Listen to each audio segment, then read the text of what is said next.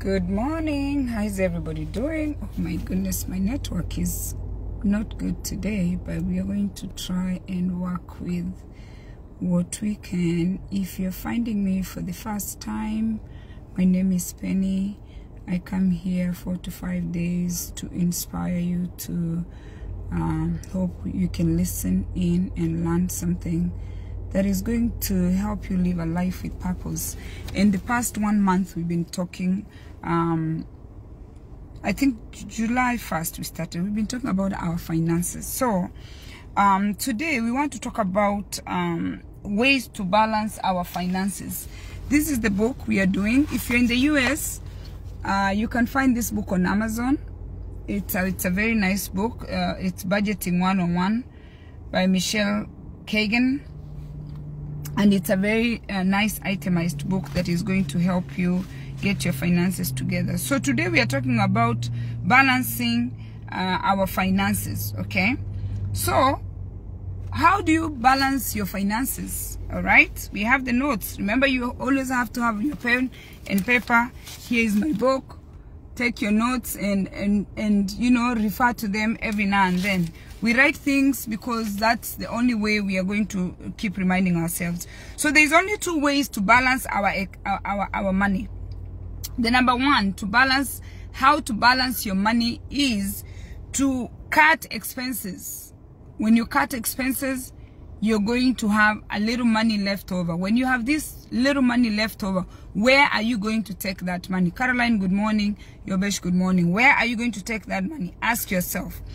And then number 2, the other way you're going to balance your money is by increasing income.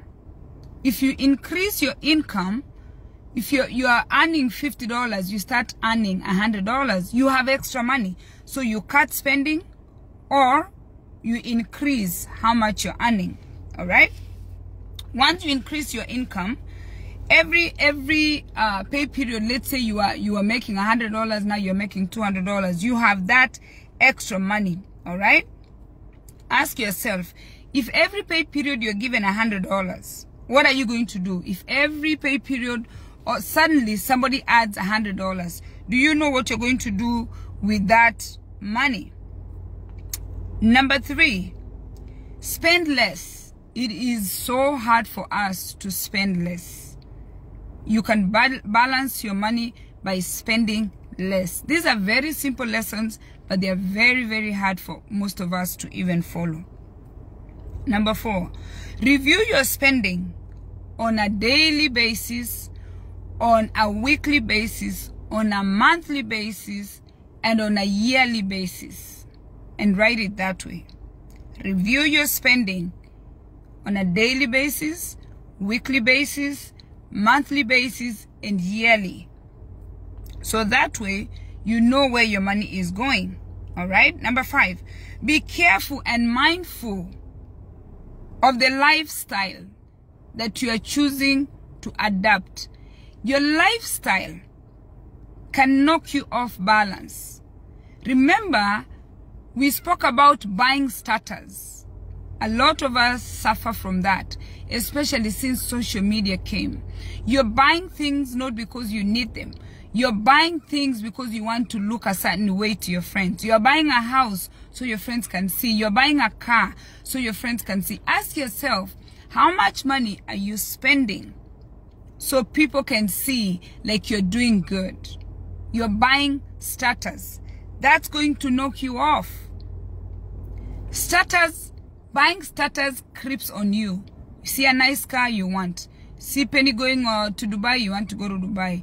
You see me with a nice, maybe jersey like this, you want. You don't even want to know if somebody gifted it to me or how I got it. Buying starters.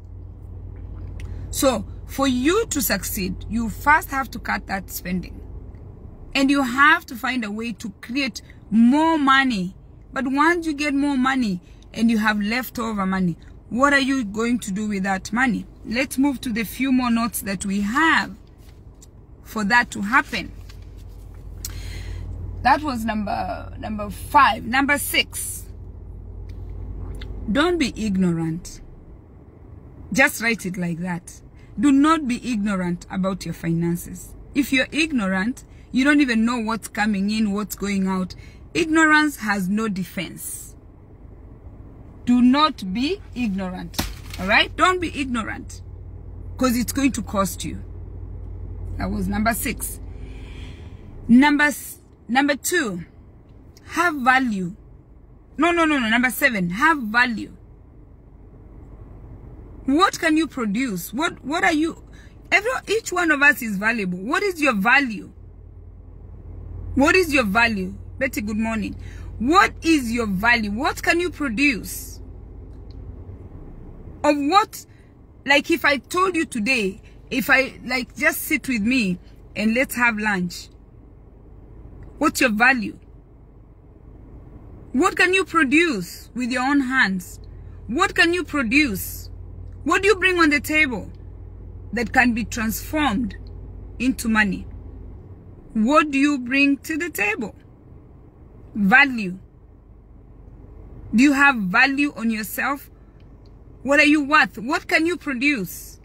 As we are talking about balancing, what can you produce? That's a question you need to ask yourself. Number 9, excellence. Whatever you're producing, are you producing it in excellence? Because you know, if you have something that is valuable and you produce it in excellence, you're going to get customers.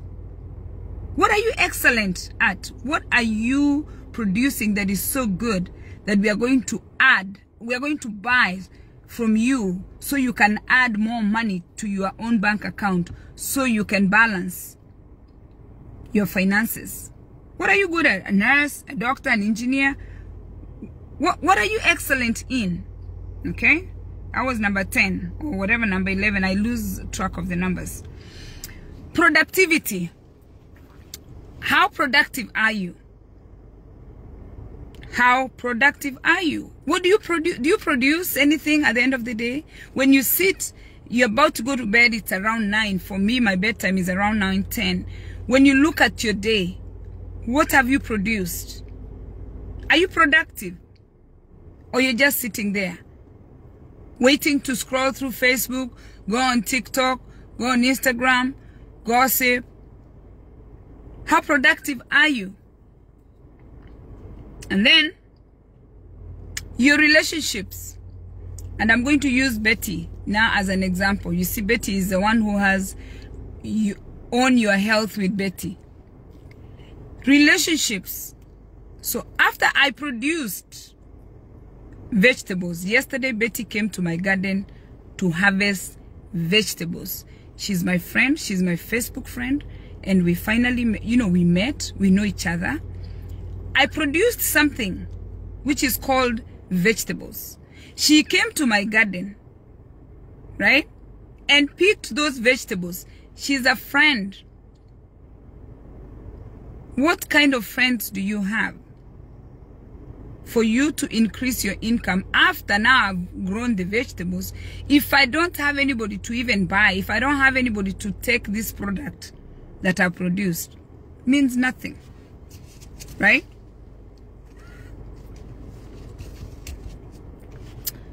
Build good strategic relationships, because they are your consumers after you've produced, because you're trying to increase your income. I can know how to do hair, but who's there to do the hair? I can know how to make these beads. Who am I going to sell the beads to? I know how to raise chicken. Who am I going to sell the eggs to? Strategic relationships. And finally, I think that's number 11, character. I can't begin to tell you how it is so important for you to be a person of good character. A person that has integrity. Integrity meaning those things you do when nobody is looking. You are your own accountability person. And that's where self-care comes in. And that's where self-discipline comes in. And character is built through those things. Character. What you do when nobody is looking. In fact, I have a couple of friends that have done things, you know, for the past years that I've known them, then I'm thinking, like, how do you, like, get down there? When do you actually lose yourself? You lose your value. Do you have a price tag on yourself? Are you a valuable person? Have you put a something on you? Like, when people know you, they know you as so and so. It's called character. How people see you. The things you do when nobody's looking. You're not going to succeed in all these things this book is telling us if you don't have what we call good character. You don't owe anybody good character. You owe yourself good character. Because once you produce, once you do that, whatever you're doing, people need to consume you. People cannot consume negativity. People cannot consume bad manners. People cannot consume idleness. People want to consume something that is going to add value to their life. So if you have value, you can share your value with other people. People don't want idle people. People are just sitting doing nothing. Character. It takes a lot of self-control and discipline to be a person of good character. It doesn't just happen. You have to take your book, pen and paper, and write those expectations you have on yourself. Set your standards. And that's how you're going to have value. Thank you for watching.